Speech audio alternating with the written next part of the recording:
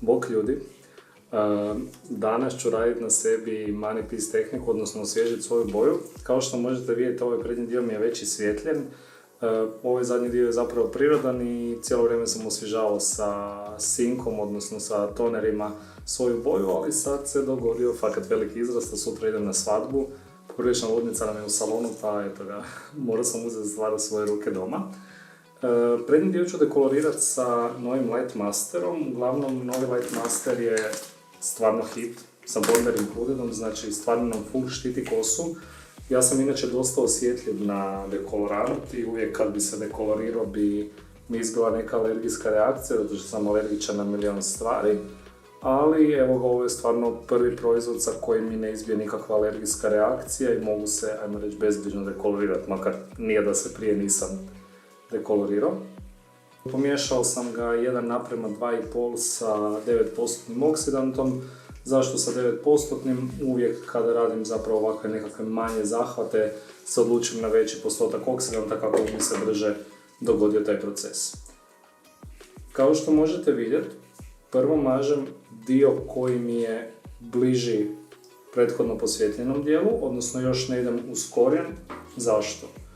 Razlog tome što mi je izraz dosta velik i uvijek znamo da zapravo taj dio koji sad mažem najsporije isvjetljuje, da je najmanji problem zapravo posvjetliti korijen. Korijen nam uvijek bez problema posvjetli. Tako da ću se sad prvo fokusirati na ovaj dio i nakon nekakvih 10 do 15 minuta ću se vratiti nazad na korijen i premazati sam korijen. Ono što ću još napraviti danas, obzirom da je ovo samo jednom dekolorirano, zadnjih 5 minuta ću premazati cijeli pramen. Čisto da mi se malo očisti od dosadašnjih tonera, da imam čišću podlogu i naravno nikad nije dovoljno svjetlo. Tako da, mislim da će biti dosta svjetlo ovaj put. Na zadnji dio ću staviti toner u visini tona 5. Već sam ga nekakvih 4 puta obnavljao, ali zapravo sad mi se uz ono klasično naranđastilo koje smeta sve naše klijente pojavilo i lagano žučkastog od sunca, mora, ljeta, svega, tako da ću ovaj put se pozabaviti i sa naranđastim i sa žutim pigmentom da napravim neutralizaciju oba pigmenta. Koristit ću Color Sync, najnovija kolekcija Color Sync tamnih boja, Power Cools kolekcija koja zapravo daje full prirodne i hladne rezultate. I ono što je super, malo sam ovdje prešao, ono što je super kod njega je što zapravo ne polaže toliko jako pigment, odnosno sama visina tona nije toliko dugotrajna i dosta se lijepo ispire, tako da recimo za nekakve klijentice koje su prirodno full svjetle i koje se žele malo zatamniti, a ne žele zapravo nikakav pretopli pigment i nisu sigurni da li žele dosta dugo ostati u tom, on je idealan za te varijante jer zapravo onda on nije dugo u kosi i na taj način se vrati ona lijepa svjetla podloga kad se one naravno odluče biti bijele i svjetle nakon što su se 2-3 puta obojale u tamno. Ok, ja sam završio sad sa ovim dijelom. Namazao sam prijelaz, malo mi je dekoloranta na čelu, taj dio ću sad obrisati, ali kao što rekoh, stvarno sa novim Light Masterom je to sad najmanji problem jer je zapravo toliko blag i toliko nježan da trenutačno ništa niti ne osjetim na čelu.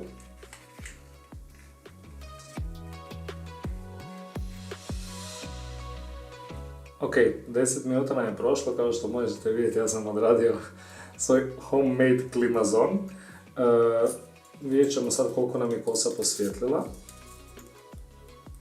Na neku solidnu osmicu, što je zapravo super. Taman da riješimo izrast i da nam onda izrast paralelno svijetli sa tim.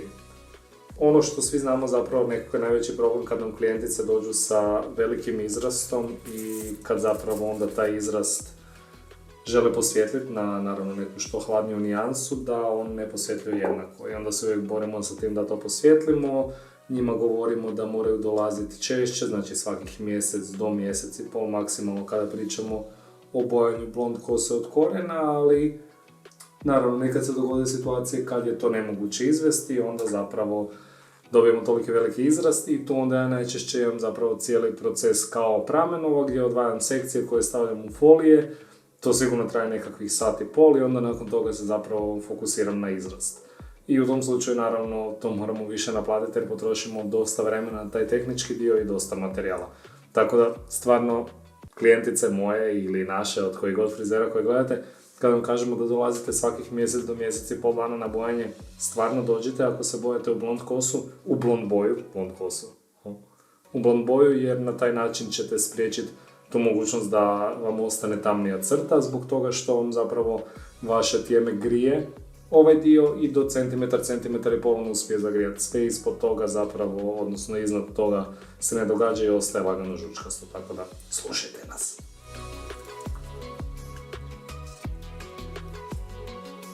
I ono što je još jedna super stvar, osim toga da mrzim ovo raditi doma i ovo mi je možda tipa 3. put u životu da radim nekakvu ovakvu stvar doma. Imam svoj salon i uvijek to mogu odraditi tamo, ali super stvar je sad u ovoj situaciji što ne moram nositi masku. Najbolja stvar ikad, jer sam sebe valjda ne mogu zaraziti.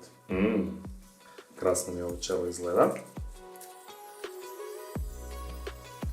Dio koji je isto jako bitan kod isvjetljivanja kose i pogotovo kod odjeljivanja je način da kada odjeljujete kosu da uvijek obrišete štilac nakon svakog odjeljivanja u ručniku, papirnati ručniku, bilo što, jer vam se događaju ovi momenti. Jedan lagano dekolorant pređe na dužinu, zbog toga što postoji dekolorant na samom štilcu i onda se zapravo ta dužina nepotrebno posvjetljuje i sušuje. Tako da ja uvijek zapravo kod većine bojanja, pogotovo kad dekoloriram kosu ili bojam blond boju sa specijal blond bojom, zapravo uvijek imam taj ručnik koji brišem štilac kako bi mi on ostao čisti, kako ne bi raznosio nepotrebno dekolorant po dužini.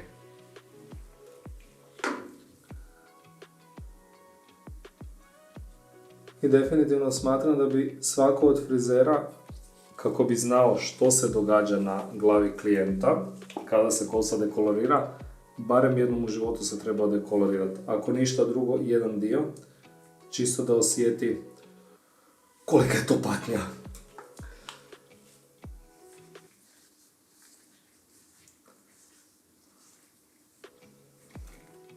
Ok, ja sam ovaj dio izdekolorirao. Vraćam se na svoj homemade klimazon i vidimo se uskoro.